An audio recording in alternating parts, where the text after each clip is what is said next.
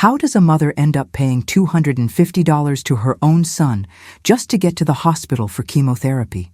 What do you do when the person you raised, fed, clothed, and loved more than your own life looks you in the eye and says he can't do it for free? And how far can betrayal go before you finally understand that love without boundaries isn't love at all? It's just slow poison eating away at your soul. I'm standing in my kitchen in Denver on a Tuesday morning in late September, and my phone is buzzing on the counter. The first real cold snap of autumn has settled over the city overnight, and through the window, I can see frost on the grass in the backyard, that same backyard where my son Daniel used to play when he was 5 years old, chasing fireflies in his dinosaur pajamas while his father grilled burgers, and I sat on the porch swing with a glass of lemonade. That world feels like it belonged to someone else now, some other version of me who didn't know what it meant to be alone, to be sick, to discover that the child you built your entire life around can look at your suffering and see nothing but opportunity. The phone keeps buzzing. I know it's Daniel. He's been texting me all morning about the appointment, about the logistics, about what time I need to be ready. But now there's something else in his messages, something that makes my stomach turn even before I pick up the phone and read the words. I've been living with stage 3 breast cancer for 8 months now. The diagnosis came in January, right after the new year, like the universe wanted to make sure I started this year with absolutely no illusions left. My husband Richard had been gone for 3 years by then. Heart attack at 62 while he was shoveling snow off the driveway, just dropped right there in front of the house we'd paid off together over 30 years. I found him when I came home from my shift cleaning the Caldwell mansion up in Cherry Hills, still in my work clothes, carrying groceries, calling his name. Since Richard died, it's been me and Daniel, or at least that's what I thought. He moved back into the house about a year after his father passed, said he wanted to help me out, said it didn't make sense for me to be rattling around in this big place all alone. He's 34 now, never married, works in some kind of sales job that seems to involve a lot of fancy dinners and golf courses, but never quite enough money to pay his own rent anywhere decent. I didn't mind him moving back in. I was grateful for the company, grateful to hear another person's footsteps in the hallway, grateful to cook for someone again instead of just heating up soup for one. But this morning, standing here with my hand shaking as I reach for the phone, I'm starting to understand that gratitude can make you blind. I'm starting to see that I've been so desperate not to be alone that I've let things slide, let little comments pass, let small cruelties accumulate like dust in corners I was too tired to clean. The text message is short and direct. Mom, about the appointment today. Gas isn't cheap, and I'm taking time off work. I need $250 for the round trip. Can you Venmo it before we leave? I read it 3 times. Then I sit down hard in one of the kitchen chairs because my legs won't hold me anymore. $250 to drive me to chemotherapy. His own mother. The woman who sat up with him every night when he had croup as a baby, who worked double shifts cleaning rich people's houses so he could go to decent schools, who gave him this roof over his head right now, rent-free, utilities included, groceries paid for, and he wants $250 to drive me 20 minutes to the cancer center and back. My hands are shaking so hard I can barely type a response. But I manage it. I write back, I'll find another way. Then I set the phone down and I start to cry. Not the quiet tears I've been crying since the diagnosis, but the kind of crying that comes from somewhere deeper, from the place where you keep the truth you don't want to face. The truth that I've lost my son somewhere along the way. Not to death, which would at least have the dignity of being final and clear. I've lost him to something worse, to a kind of selfishness so complete that he can watch me fight for my life and think only about what's in it for him.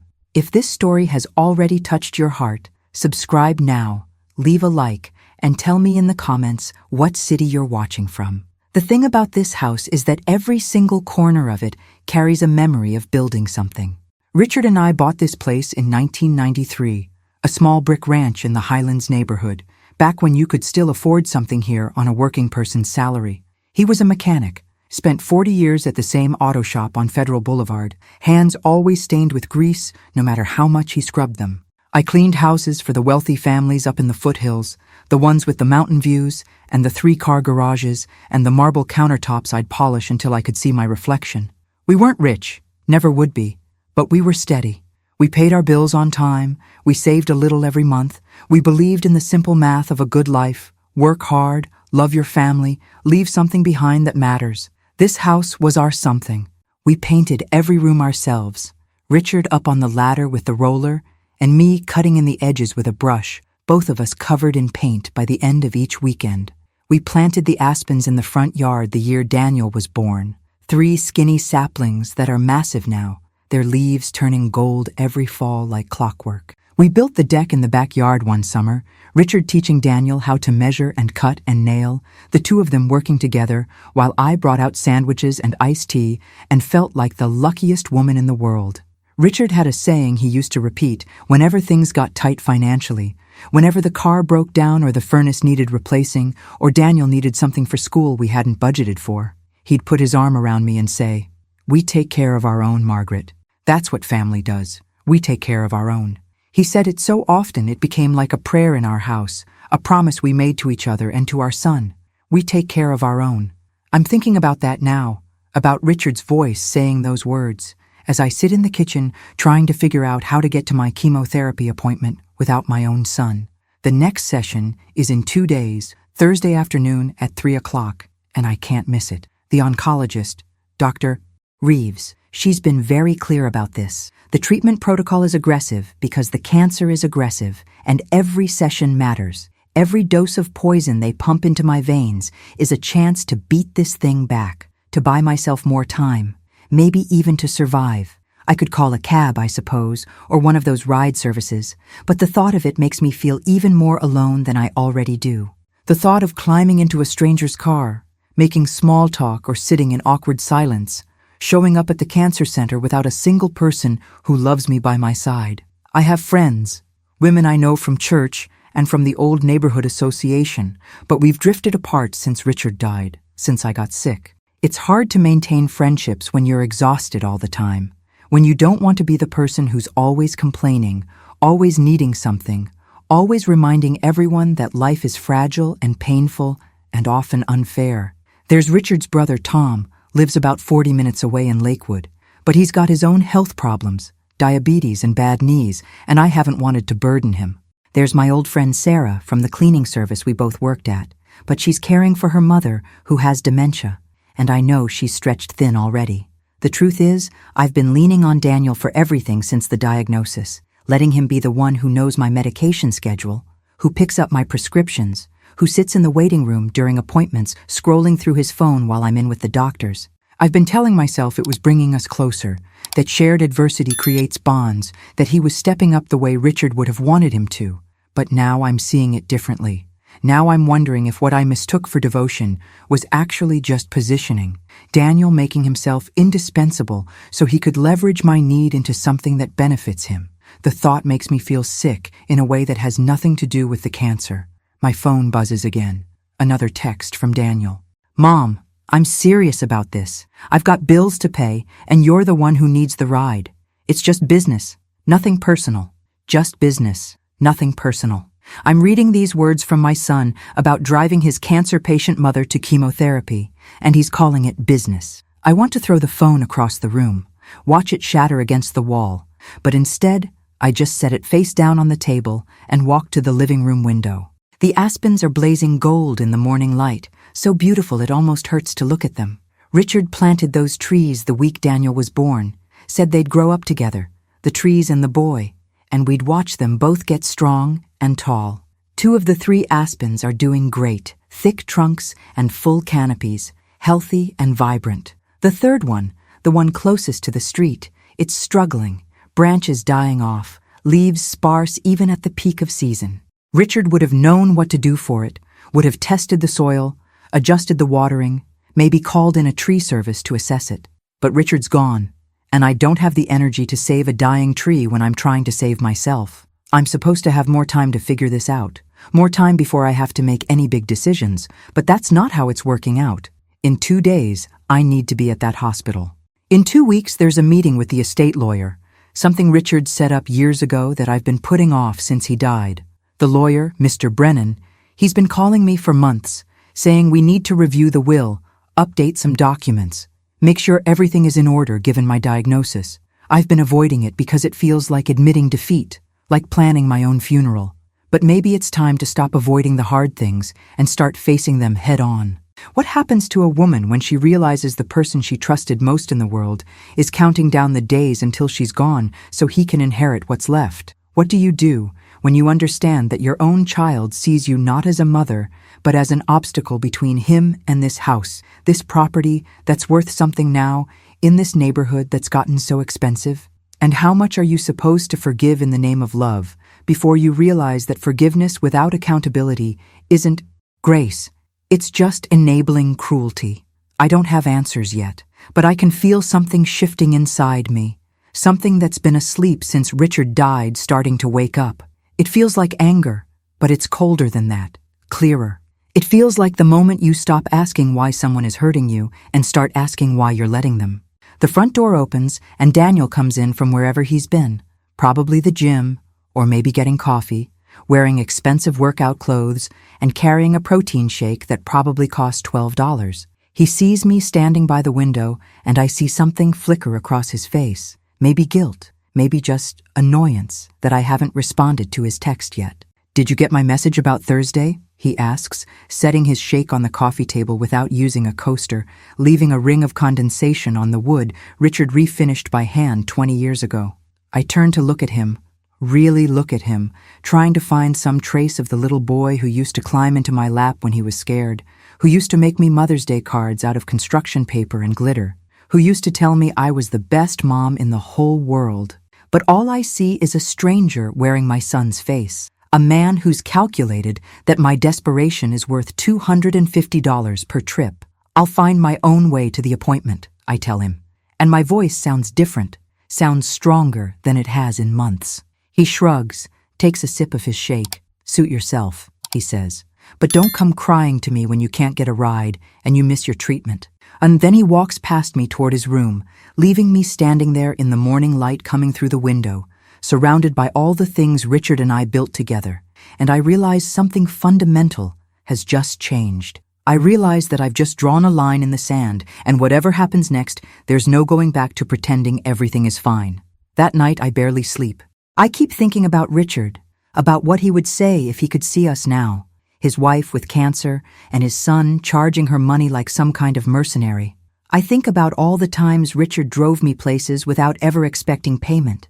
All the times he took Daniel to baseball practice and Boy Scouts and friends' houses, and never once suggested that fatherhood was a service that required compensation. I think about the values we tried to instill in our son, the lessons we thought we were teaching him about family and loyalty and taking care of your own. Somewhere around 3 a.m, I get out of bed and go to the closet where I keep Richard's things, the clothes I couldn't bring myself to donate, the boxes of his personal items I've been meaning to go through.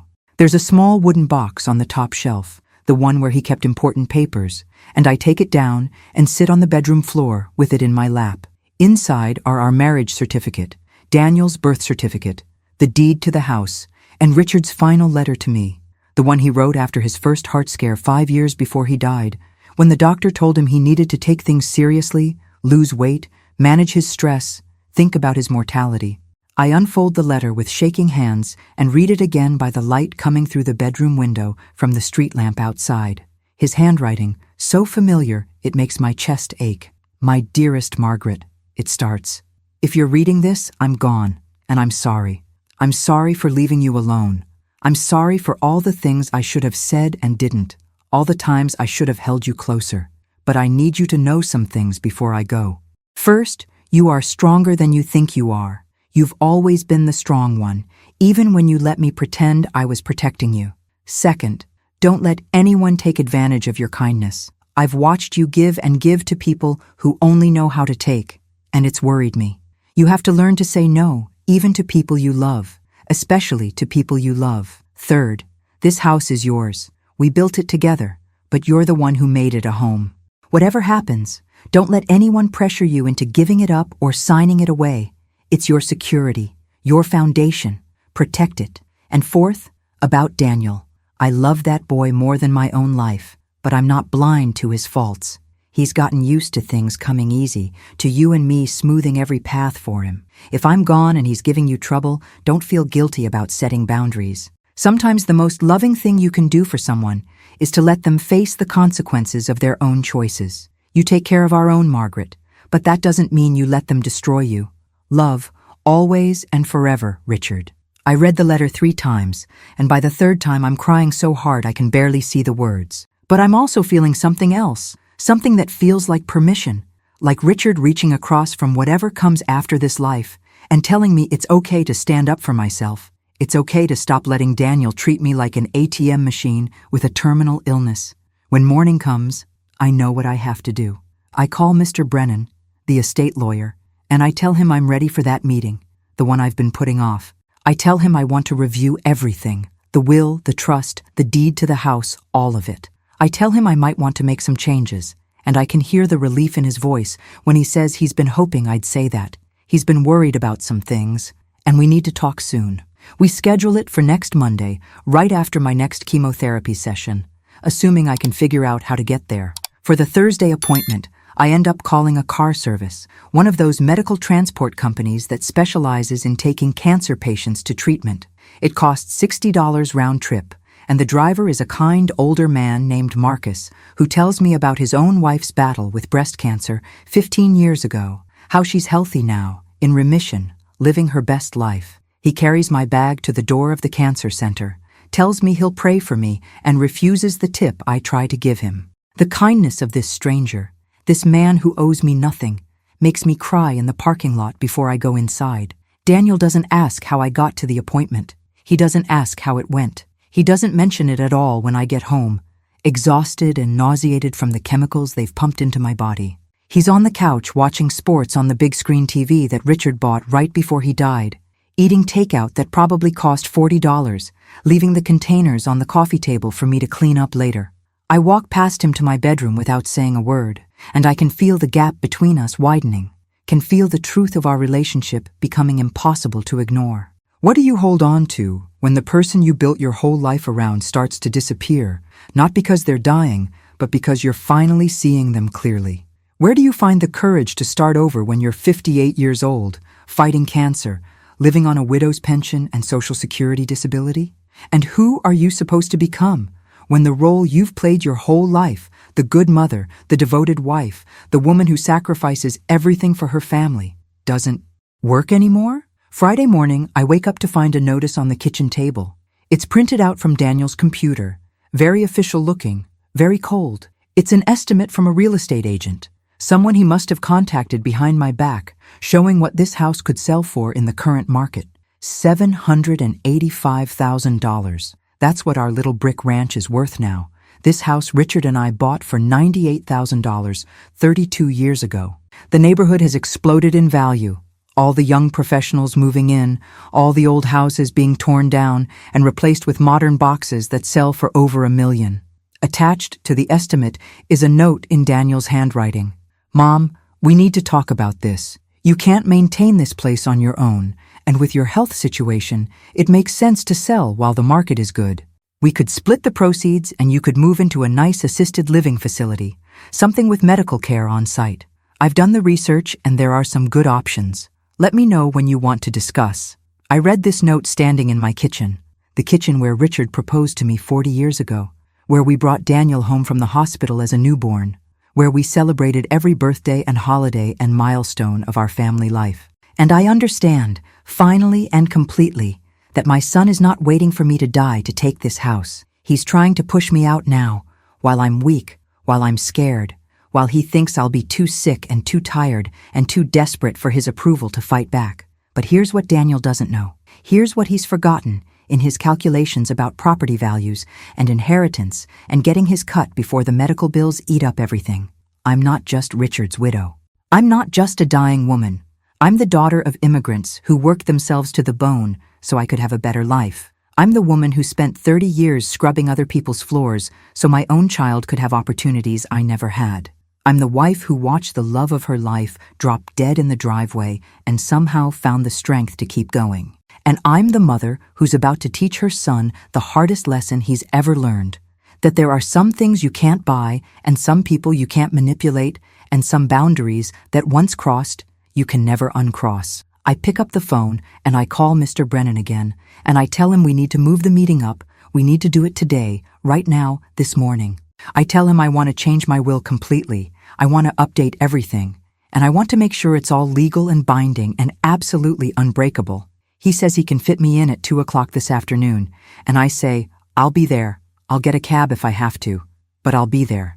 Then I go to my room, and I get dressed in the nicest clothes I own, the black pants and the blue blouse Richard always said brought out my eyes, and I put on the pearl earrings he gave me for our 25th anniversary.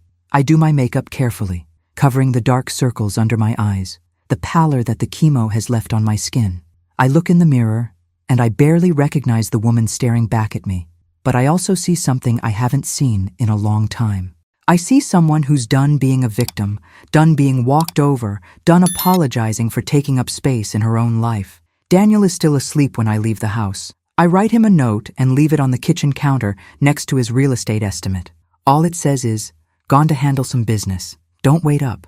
Then I call a cab and I watch my house, my beautiful home that Richard and I built from nothing, disappear in the rearview mirror, and I wonder if I'm doing the right thing, if I'm being too harsh, if I should give Daniel another chance to be the son I want him to be, instead of the man he's chosen to become. But then I remember his text message asking for $250. I remember him sitting on the couch eating expensive takeout while I came home sick from chemotherapy. I remember the real estate estimate he left for me to find, the assisted living facilities he's researched, the life he's planning for me without ever asking what I want. And I know I'm not being too harsh. I know I'm finally being honest, with him and with myself, about what's really happening here.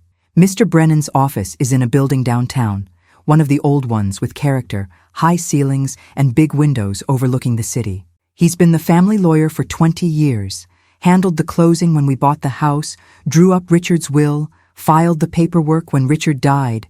He's in his 70s now, old school, the kind of lawyer who still wears a suit every day and calls his clients by their proper names. When I walk in, he stands up from behind his desk and comes around to shake my hand, and I can see the concern in his eyes when he looks at me, can see that he knows I'm sick, that I'm fighting for my life. "Mrs. Morrison," he says, gesturing to the chair across from his desk. "I'm glad you called.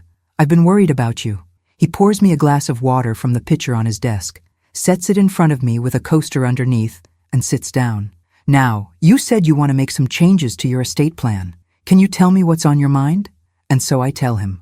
I tell him about Daniel moving back in after Richard died, about how grateful I was at first for the company, about how slowly things changed, about the little requests for money that turned into bigger ones, about the entitlement that crept in like mold in a damp basement. I tell him about the chemo rides, about the $250, about the real estate estimate and the assisted living brochures.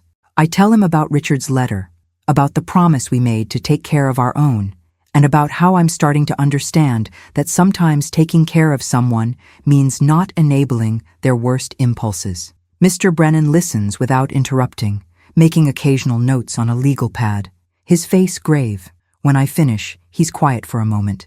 Then he opens a file on his desk and pulls out several documents. "Mrs. Morrison," he says carefully, "I'm going to tell you something that I probably should have told you months ago, but I was trying to respect your privacy and your relationship with your son.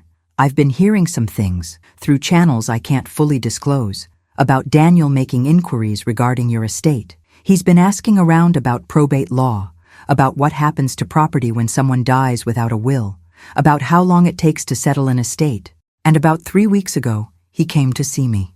My heart starts pounding. He came to see you?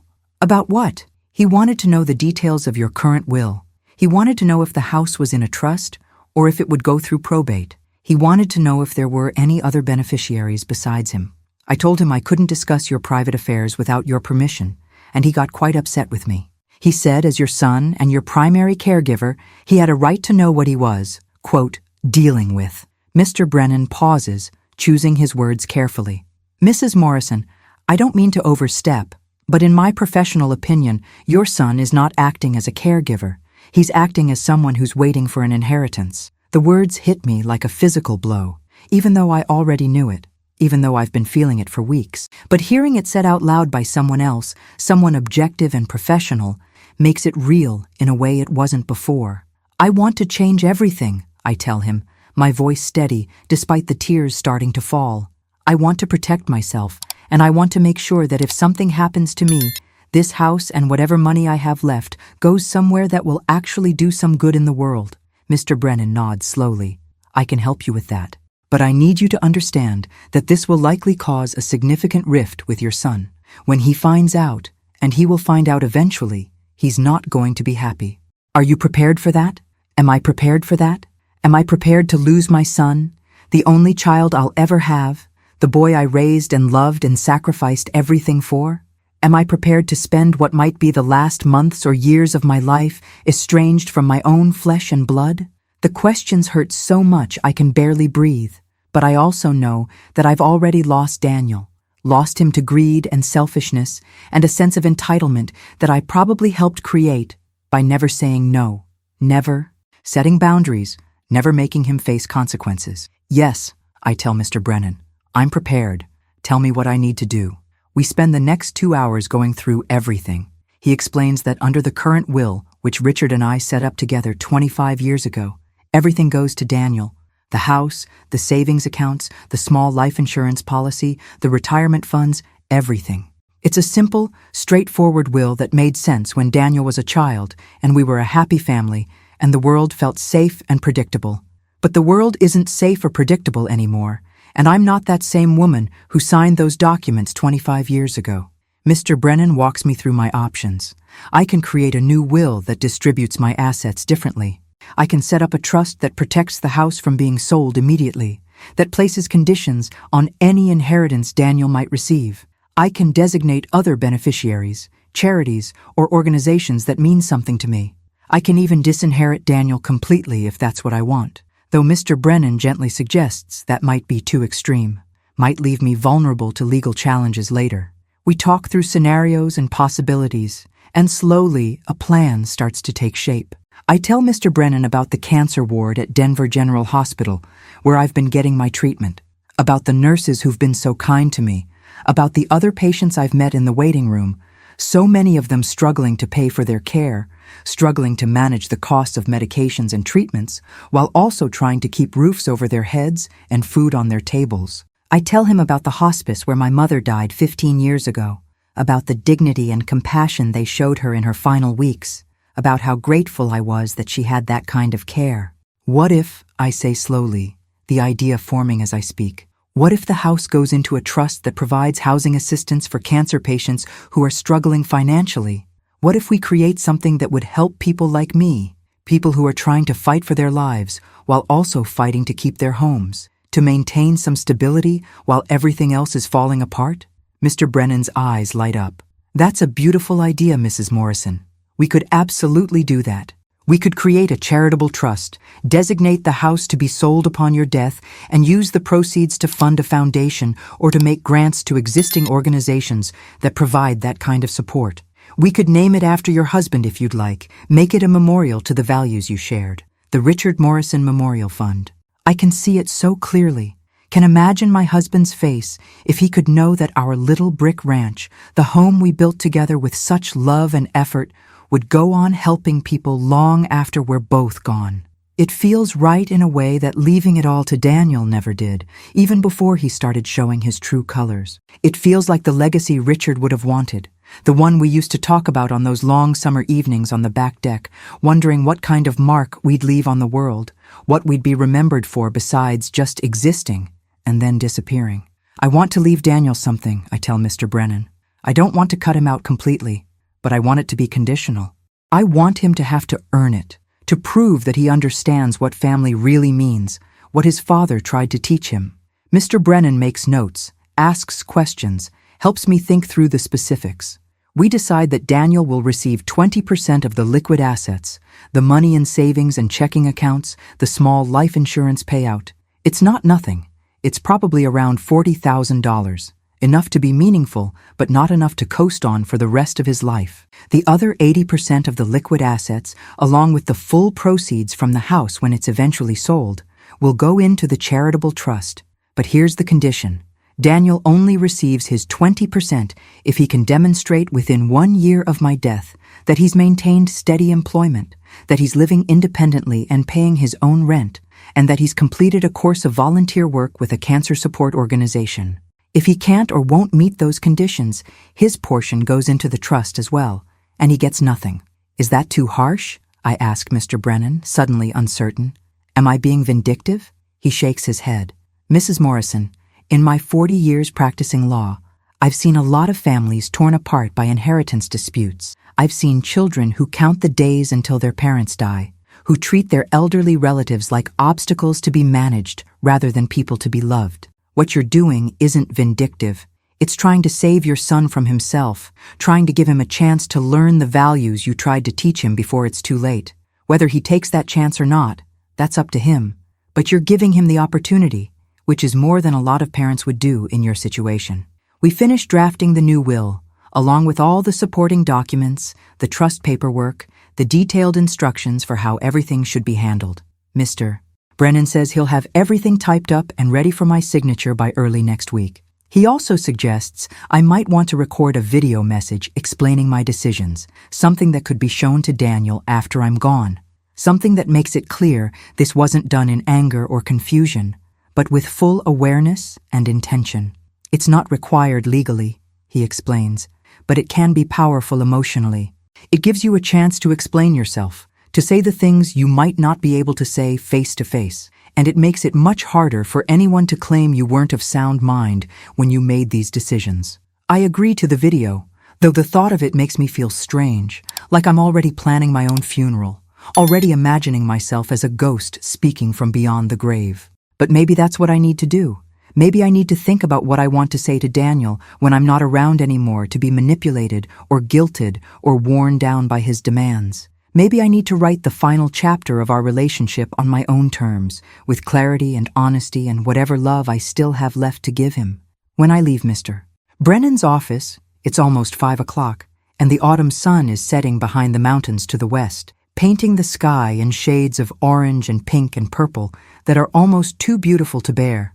I stand on the sidewalk outside the building, and I breathe in the cool evening air, and for the first time in months, maybe since Richard died, maybe even longer than that, I feel like I can actually fill my lungs all the way, like there's space inside me for something besides fear and sadness and the weight of other people's expectations. I take a cab home, and when I walk in the front door, Daniel is waiting for me in the living room, and he's angry.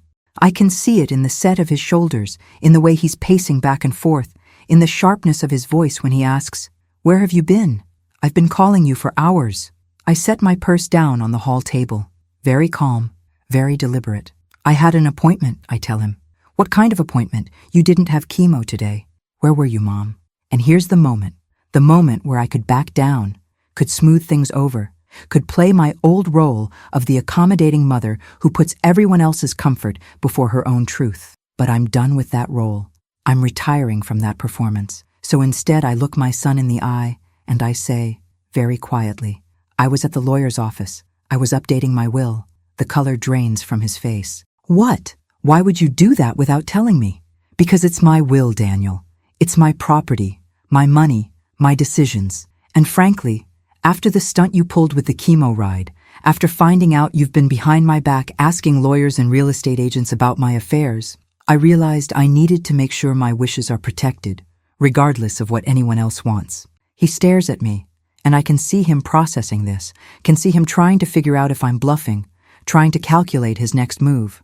"Mom, I don't know what you think is going on here, but I've been trying to help you.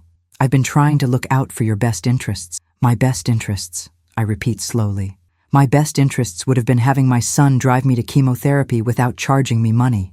My best interests would have been having someone ask me what I want instead of printing out real estate estimates and assisted living brochures behind my back. My best interests would have been being treated like a person instead of a problem to be solved or an asset to be managed." "You're being dramatic," he says, and there's the contempt again, the dismissiveness, the same tone he's been using for months whenever I push back against anything. "You're sick, and you're not thinking clearly. Those chemo drugs mess with your head. You shouldn't be making major decisions right now." And there it is, the gaslighting that Mr. Brennan warned me about, the attempt to make me doubt my own perceptions, my own judgment, my own reality. But I'm not falling for it anymore. I'm thinking more clearly than I have in years, I tell him. And one of the things I'm thinking clearly about is that you need to start looking for your own place to live. I want you out of this house by the end of the month. His mouth falls open. You're kicking me out? Where am I supposed to go? That's not my problem to solve anymore, Daniel. You're a grown man with a job. Figure it out the way the rest of us do. Find a roommate, rent a studio, move in with a friend. But you're not staying here anymore, treating my home like a free hotel while you scheme about how to take it away from me. I wasn't scheming, he protests, but it sounds weak. Sounds like he knows he's been caught. I was just trying to be realistic, to plan ahead. You were trying to cash in on your mother's cancer diagnosis, I say bluntly. You were counting on me being too weak and too scared to stand up for myself, but you miscalculated, son.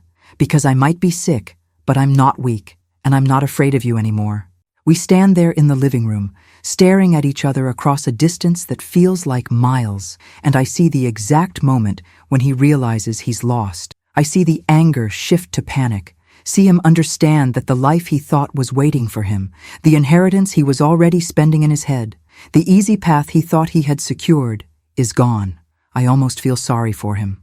Almost. But then, I remember the text message, the $250, the coldness in his eyes when he looked at my suffering and saw only inconvenience, and the pity dries up before it can fully form.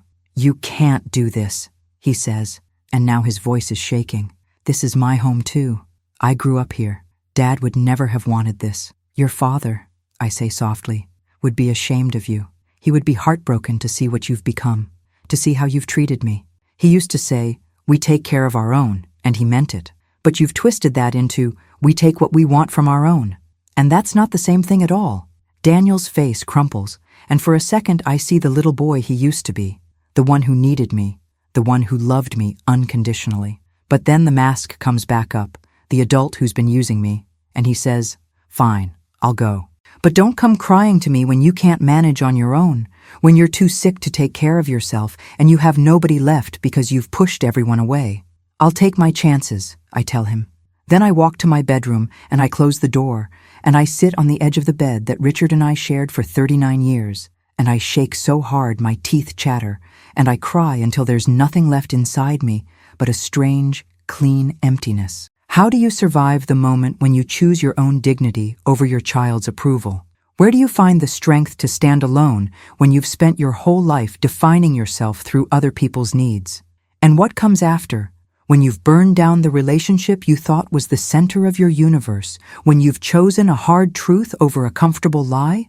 I don't know the answers yet, but I know I've crossed a line tonight that can't be uncrossed, and whatever happens, from here, I'm going to have to learn to live with the consequences of choosing myself for once in my life. The next 2 weeks pass in a strange blur of endings and beginnings. Daniel moves out in 3 days flat, barely speaking to me, just packing his things into boxes and loading them into a friend's truck while I watch from the kitchen window. He doesn't say goodbye when he takes the last load. He just drops his house key on the kitchen counter with a metallic clink that sounds like the final note of a song, and then he's gone, and the house falls into a silence so complete, it's almost a presence of its own. I go to my chemotherapy appointments alone, taking the medical transport service, and Marcus the driver and I become something like friends, talking about life and death and everything in between during those drives. He tells me about his grandkids, about the garden he's building in his backyard, about the bucket list he and his wife are working through now that they both know how fragile everything is. I tell him about Richard, about the house, about the decision I made to change my will. He doesn't judge, doesn't tell me I should reconcile with Daniel or give him another chance. He just listens, and sometimes that's the most valuable thing another person can offer. The simple act of witnessing your pain without trying to fix it or minimize it or explain it away. The new will is finalized and signed on a Wednesday afternoon in late October, with Mr. Brennan and 2 of his paralegals serving as witnesses. I also record the video message for Daniel, sitting in Mr. Brennan's conference room with a camera pointed at me, trying to find words that will explain what I've done and why. It takes me 4 attempts before I get through it without breaking down completely. In the final version, I look straight into the camera and I say, Daniel, if you're watching this, it means I'm gone. And I want you to know that I loved you every single day of your life, from the moment I first felt you move inside me until the moment I took my last breath. But love isn't the same as approval, and it's not the same as enabling. I changed my will because I needed you to understand that actions have consequences, that you can't treat people as disposable and expect to inherit the fruits of their labor. Your father and I built something together, built a life and a home and a legacy, and we always intended to pass that on to you. But we intended to pass it on to a son who understood its value, who honored what it represented, who would carry forward the values we tried to teach you about family and loyalty and compassion. The man you've become isn't that person, at least not yet. Maybe someday you will be. Maybe you'll look back on this time and understand what you lost and why you lost it. And maybe you'll become the kind of man your father wanted you to be. If that happens, if you do the work to change, to grow, to learn what really matters in life, then you'll receive your portion of the inheritance. And I hope you use it wisely. But if you don't, if you continue down the path you're on, caring only about money and what you can take from others, then you'll lose even that small piece of what we built. It won't be my fault or anyone else's. It will be the natural consequence of your own choices. I hope you find your way, son. I hope you find peace. And I hope you forgive me for not being strong enough to teach you these lessons sooner, when maybe they would have been easier to learn. I love you. I'm sorry. And I hope you become the man I always believed you could be. Watching it back, I barely recognize the woman on the screen. She looks older than I feel, thinner, more fragile, but also somehow stronger, more certain. Mr.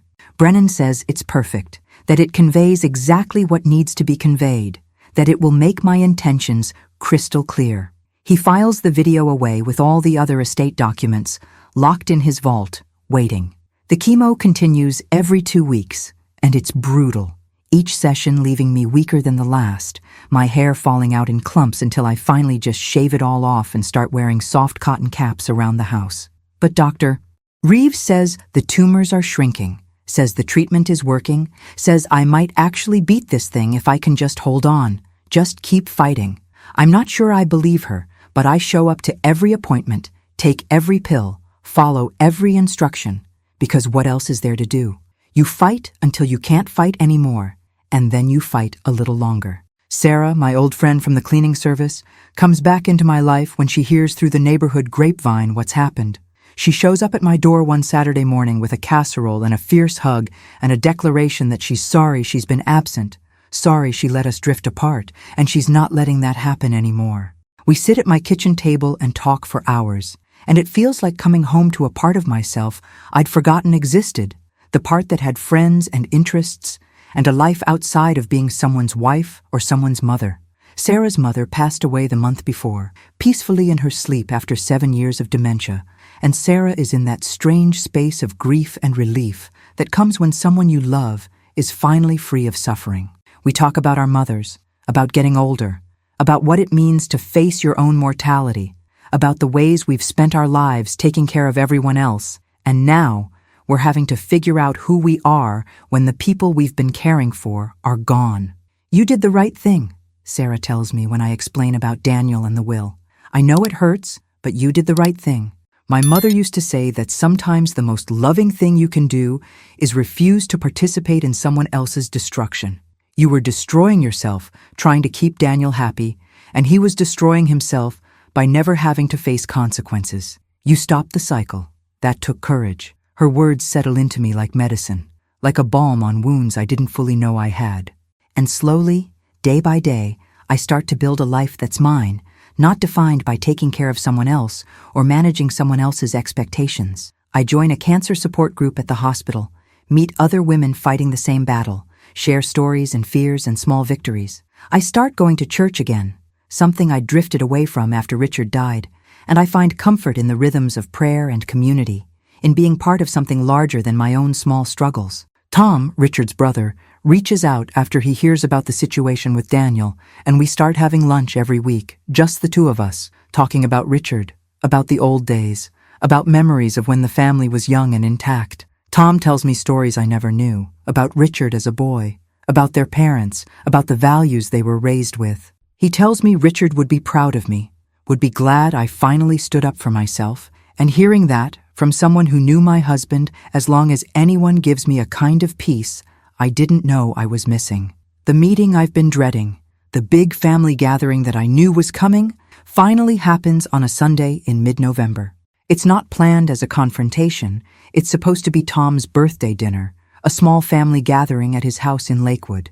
But I know Daniel will be there, and I know it's going to be awkward at best, explosive at worst. Tom has been trying to mediate, to get Daniel and me talking again, but I've been clear with him that I'm not changing my decisions, not backing down, not pretending everything is fine just to keep the peace. I arrive at Tom's house right on time, carrying a pie I made that morning, apple with cinnamon, Richard's favorite. The front door is open, and I can hear voices inside, can hear Daniel's laugh, sharp and a little too loud, and my stomach clenches. But I walk in anyway, chin up, shoulders back, wearing the pearl earrings and the blue blouse, because I want to look like someone who knows her own worth, someone who isn't ashamed of the choices she's made. The room goes quiet when I walk in. Tom's wife, Linda, comes over to hug me, takes the pie, offers me something to drink. Tom himself is cordial, but careful, trying to keep things neutral, trying to hold space for both his nephew and his sister-in-law without taking sides. But Daniel is standing by the fireplace, drink in hand, and when our eyes meet across the room, I see something I wasn't expecting. Not anger, not defiance, but something that looks almost like fear. There are others here too. Tom and Linda's grown children, some cousins I haven't seen in years, Richard's elderly Aunt Diane, who must be 90 now, sitting in the corner chair with her walker beside her. It's a bigger gathering than I expected, and I realize Tom has orchestrated this deliberately, created an audience, a public space where Daniel and I will have to be civil, where the truth can come out in front of witnesses who knew Richard, who knew what our family used to be. We make it through dinner with careful small talk, everyone dancing around the obvious tension, passing dishes and making comments about the weather and the upcoming holidays. But I can feel it building, can feel the pressure of unspoken things filling the room like water rising, and I know someone is going to crack before the evening is over. It's Aunt Diane who finally breaks the dam. She's sitting with her slice of birthday cake, and she suddenly looks at Daniel and says in that blunt way very old people have, the way of someone who's lived long enough to stop caring about social niceties. I heard you moved out of your mother's house, heard you two had some kind of falling out. What's that about, young man? Your mother's fighting cancer and you're off pouting somewhere instead of taking care of her? The room goes completely silent. Daniel's face flushes red, and I can see him struggling, trying to figure out how to spin this, how to make himself look like the victim. It's complicated, Aunt Diane, he starts. Mom and I have different ideas about the future, about what's best for her health and her finances, and things got tense. Different ideas, Aunt Diane repeats, her voice dripping with skepticism. Is that what they're calling it these days? In my time, we called it a son, forgetting what his parents sacrificed to raise him. You don't know the whole story, Daniel says, his voice tight. Then tell me the whole story, Aunt Diane shoots back. Tell all of us, because what I'm seeing is a woman who spent her whole life working her fingers to the bone for her family, whose husband dropped dead at 62, who's now fighting for her life, sitting here alone while her only child acts like she's the problem. Tom tries to intervene, tries to smooth things over, but I find myself standing up, setting down my water glass very carefully, and I hear my own voice, calm and clear, saying, "It's okay, Tom. Maybe it's time we did talk about it. Maybe it's time everyone knew what really happened." Daniel's eyes widen.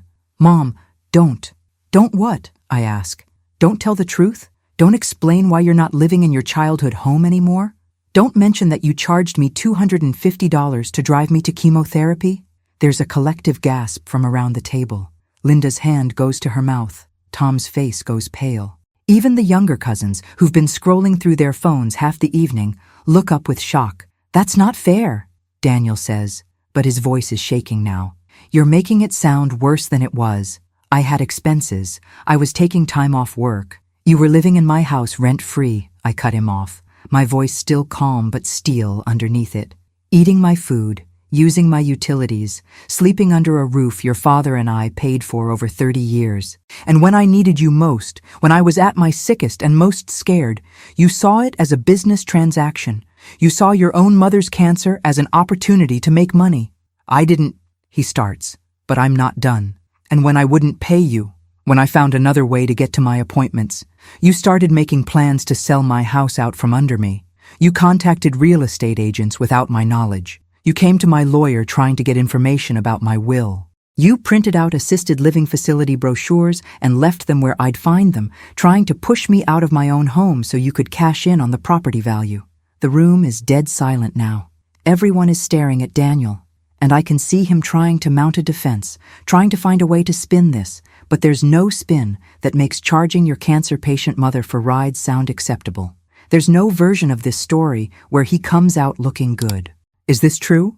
Tom asks quietly, looking at his nephew with something like horror on his face. Daniel's mouth opens and closes. I was trying to be practical, he finally says. I was trying to plan ahead, to make sure Mom would be taken care of if she couldn't manage on her own anymore.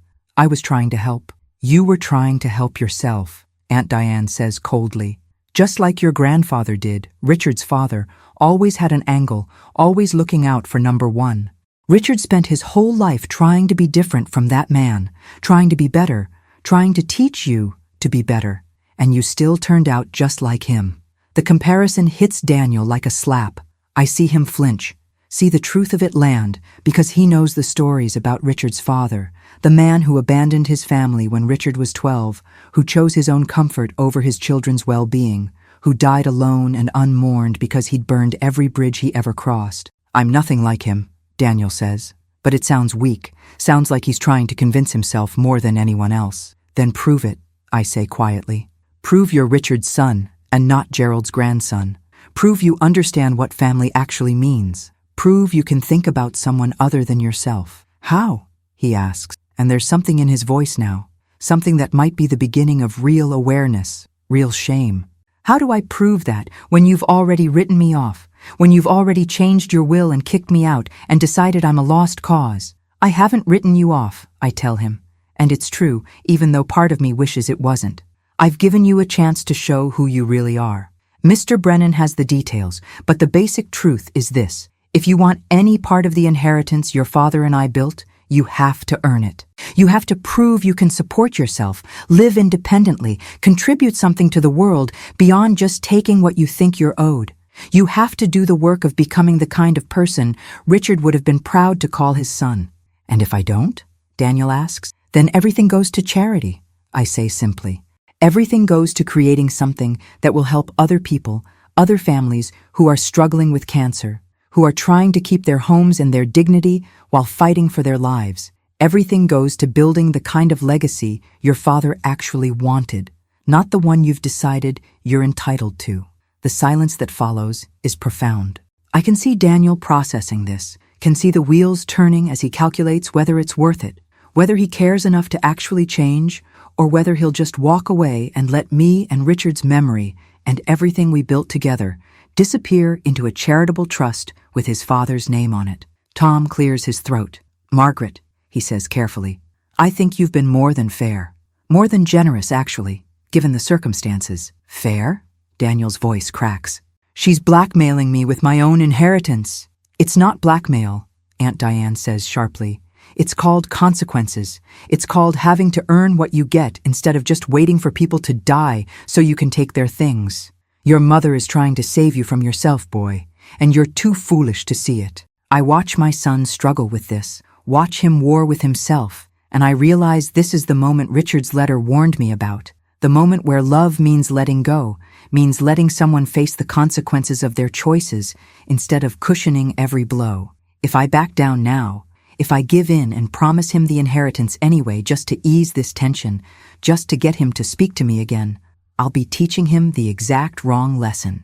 I'll be telling him that manipulation works, that guilt works, that he can behave however he wants, and Mama will always cave in the end. I'm going to go, I say quietly, setting my napkin on the table. Tom, Linda, thank you for dinner. Happy birthday, Tom. I hope the rest of the evening is more pleasant without me here stirring up old wounds. You're not stirring up anything, Linda says firmly, coming around the table to put her arm around my shoulders. You're standing up for yourself, and it's about time. You stay as long as you want. If anyone leaves, it won't be you. But I'm tired, so tired. The kind of tired that comes from chemotherapy and emotional confrontation and the weight of doing hard things when every cell in your body just wants to surrender and sleep. I appreciate that, I tell her, but I need to go home. I need to rest. Daniel, if you decide you want to talk, really talk, not argue or justify or manipulate, you know where to find me. But I'm done with the games. I'm done with the guilt trips. I'm done with letting you treat me like I'm the problem when all I've ever done is love you and try to give you a good life. I pick up my purse and I walk out of Tom's house into the cold November night, and I make it all the way to my car before the tears come, before I have to sit in the driver's seat with my hands shaking on the steering wheel, crying for the son I've lost, for the family that's broken, for the simple dream of dying surrounded by people who love me that seems to be slipping further away with every passing day. But I also feel something else underneath the grief, something I haven't felt in so long, I almost don't recognize it at first. It's pride. It's the satisfaction of having stood up for myself, of having spoken my truth in front of witnesses, of having refused to back down or apologize or make myself smaller to accommodate someone else's bad behavior. It hurts. God, it hurts. But it also feels clean, feels right. Feels like I'm finally living with integrity instead of just surviving. I drive home through the dark streets of Denver, past houses lit up with early Christmas decorations, past families visible through windows, living their lives, having their own dramas and joys and struggles. I think about Richard, about whether he's watching somehow, about whether he's proud or disappointed or just sad that it came to this. I think about the video message I recorded for Daniel, about the words I chose, about the hope buried underneath the consequences that maybe, someday, my son will understand what I was trying to teach him. When I pull into my driveway, the house is dark and empty, but it's mine. It's all mine, not mortgaged to someone else's expectations, not held hostage to someone else's approval.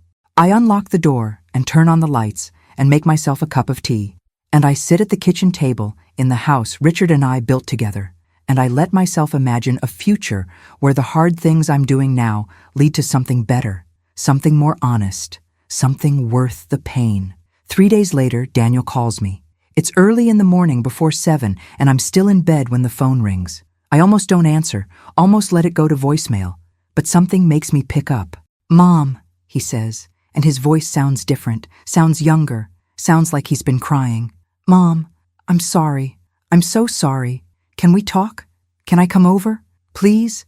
And because I'm his mother, because I loved him before he was born, and I'll love him until I die, and probably beyond that, because hope is the most stubborn thing in the human heart, I say yes. He shows up an hour later, and we sit in the living room, not touching, a careful distance between us on the couch that used to barely fit both of us when he was little and would curl up against me to watch cartoons. He tells me he's been thinking, really thinking, about everything that's happened. He tells me he's been angry and entitled and selfish, that he's been treating me like an obstacle instead of a person, that somewhere along the way he lost sight of what his father tried to teach him about family and loyalty and love. "I don't know when I became this person," he says, staring at his hands. "I don't know how I got here, to this place where I could look at my own mother suffering and think about money instead of just being there for you. But I want to change. I want to be better. I want to be the kind of man Dad would be proud of." "Do you want to change because you're genuinely sorry?" I ask carefully. "Or because you want the inheritance?" He flinches. "I deserve that question," he says. "And I don't know if I can give you an answer you'll believe. Maybe it started because of the money, because of what Aunt Diane said, because I'm scared of turning into Grandpa Gerald. But the more I think about it, the more I realize I don't want to be that person, regardless of what happens with the will. I don't want to be the kind of man who charges his mother for rides to chemo. I don't want to be the kind of son who makes his dying father ashamed of him. We talk for 2 hours, and it's the most honest conversation we've had in years, maybe ever. I tell him about Richard's letter, about the warnings his father left me, about how I've been seeing the patterns for longer than I wanted to admit. He tells me about the pressure he's felt, the sense of never being good enough, The fear of failure that's made him grab for shortcuts and easy answers instead of doing the actual work of building a life. We both cry. We both admit to failures and fears and the ways we've hurt each other. By the time he leaves, nothing is fixed, but something has shifted. He promises to start therapy, to find his own apartment, to get serious about his job and his life. I promise to stay open to rebuilding our relationship, to giving him chances to prove he's changing, to not holding the past against him if he's genuinely working toward a better future. We don't hug, not yet, but we shake hands at the door, and it feels like a beginning, fragile and tentative and uncertain, but real. The months that follow are a slow, difficult dance of boundaries and rebuilding. Daniel does get his own apartment, a small one-bedroom in Capitol Hill that he actually pays for with his own paycheck. He does start therapy, video sessions twice a week that he tells me are harder than he expected, but also more helpful. He starts showing up in small ways, not overwhelming, not trying to move back in or take over, just texting to ask how I'm feeling, offering to pick up groceries without asking for payment, sitting with me in the waiting room during chemo appointments without complaint or resentment. It's not perfect. There are setbacks, moments where old patterns try to reassert themselves, times when I see flashes of the entitled man he became and have to remind him gently but firmly that we're not going back to that dynamic. But there are also moments of real connection, moments where I see Richard in him, see the capacity for growth and change and genuine love that I'd almost given up on. My own health becomes a strange journey of ups and downs. The chemo works, the tumors shrink, and by March I'm declared in remission, a word that feels like a miracle and a question mark all at once. Remission isn't cured, it's just a pause, a reprieve, a chance to catch my breath and rebuild my strength. Dr. Reeves warns me that the cancer could come back, that I'll need to be monitored carefully, that the next 5 years are critical. But for now, for this moment, I'm alive, I'm cancer-free, and I have a chance to figure out what the rest of my life looks like. I don't change the will. I keep the charitable trust in place, keep the conditions on Daniel's inheritance, because I believe in consequences, believe in earned second chances rather than free passes. But I do add a codicil that if Daniel meets all the requirements, if he proves himself over the course of the year following my death, he'll also be given the option to be on the board of the Richard Morrison Memorial Fund, to have a voice in how the money is used to help other families, to be part of the legacy in a meaningful way, rather than just receiving a check. Mr. Brennan approves of the addition. It gives him a path forward, he says. It gives him a way to be part of something bigger than himself. That's good. That's fair. Sarah and I become close again. Closer than we were even in the old days. She moves into the guest room for a few months, while she's sorting out her own housing situation after her mother's death. And it's good to have another person in the house, another voice, another heartbeat. We cook together, watch old movies together, talk about everything and nothing. She's there when I'm sick from treatment, holding my hand and bringing me ginger ale and telling me terrible jokes to make me laugh. She's there when Daniel comes for his visits, providing a buffer and a witness, making sure the boundaries stay in place. Tom and Linda become regular fixtures in my life too. Sunday dinners at their place or mine, holidays spent together, a sense of family that doesn't depend on blood obligation, but on genuine care and showing up and being present. Aunt Diane, still sharp as a tack at 90, becomes one of my favorite people, coming over for tea once a week to gossip about the family and tell outrageous stories from her youth, and remind me that getting old doesn't mean getting timid. By the time autumn comes around again, a full year after the confrontation that broke everything open, I'm stronger than I've been in years. My hair has grown back, short and curly and shot through with more gray than before, but I like it. I like the way I look now, like someone who's been through fire and come out tempered instead of destroyed. I'm back to working part-time, not cleaning houses anymore but volunteering at the cancer center, sitting with patients during their treatments, offering the kind of companionship and understanding that only someone who's been through it can provide. The house is still mine, still standing, still full of memories of Richard and the life we built. The aspens in the front yard are blazing gold again. Even the struggling one has come back, new growth sprouting from the base, reaching for the sun. I've started a garden in the backyard, something I never had time for when I was working full-time, and there's something deeply satisfying about digging in the dirt, about planting things and watching them grow, about participating in the cycle of life in this small, tangible way. Daniel comes for dinner one Sunday in October, and he brings someone with him, a woman named Amy who works in his office, who seems kind and grounded and good for him. We sit on the back deck in the afternoon sun, eating grilled chicken and salad from the garden, and we talk about normal things, easy things, the kind of conversation families have when they're not at war with each other. At one point, Daniel reaches over and squeezes my hand, and he says, "Thank you, Mom, for not giving up on me, for being tough when I needed tough love, even though it must have killed you, for showing me what it looks like to stand up for yourself and your values, even when it costs you everything." I squeeze his hand back. "You're doing the work," I tell him. "That's what matters. You're becoming the man your father hoped you'd be, and I'm proud of you." It's true, and it's also incomplete, because I know that relationships don't have neat Hollywood endings, that healing is a process, not a destination, that we'll probably have more hard conversations and conflicts and moments of testing before either of us is done.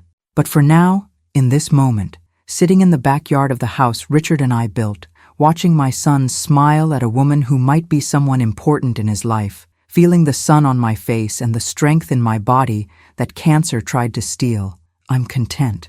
I'm at peace. I'm grateful for the hard choices that brought me here, for the boundaries that saved me, for the love that was tough enough to demand better. There's a box in my closet, tucked away on the top shelf, that I haven't looked at in months. It's full of Richard's things, including a folder of old photographs from when Daniel was little. One evening in late October, when the house is quiet and I'm feeling nostalgic, I take the box down and go through it. There are pictures of Daniel as a baby, as a toddler, as a little boy with a gap-toothed grin. There are pictures of the three of us together, young and happy, and so sure that love was enough to carry us through anything. At the bottom of the box, underneath all the photos, I find something I'd forgotten was there. It's a letter in Richard's handwriting, addressed to Daniel, dated just a few weeks before Richard died. The envelope has never been opened. I stare at it for a long moment, wondering if I should give it to Daniel, wondering what Richard wrote, wondering if it's my place to hold on to it or to pass it on. I decide to hold it for now, to wait for the right moment, to trust that I'll know when Daniel is ready to hear whatever his father wanted to say to him. It feels like foreshadowing, like a promise of another conversation to come, another piece of healing waiting to unfold in its own time. Life goes on, the way it always does, with its mixture of joy and sorrow, connection and loss, hope and uncertainty. I don't know how many more years I have, whether the cancer will stay gone or come roaring back, whether I'll get to see Daniel married or meet grandchildren or grow old and gray in this house that holds so much history. But I know I've done what I needed to do. I've stood up for myself. I've protected my dignity and my legacy. I've loved my son enough to demand that he be better, and I've loved myself enough to stop accepting less than I deserve. And in the end, maybe that's the real inheritance we leave behind.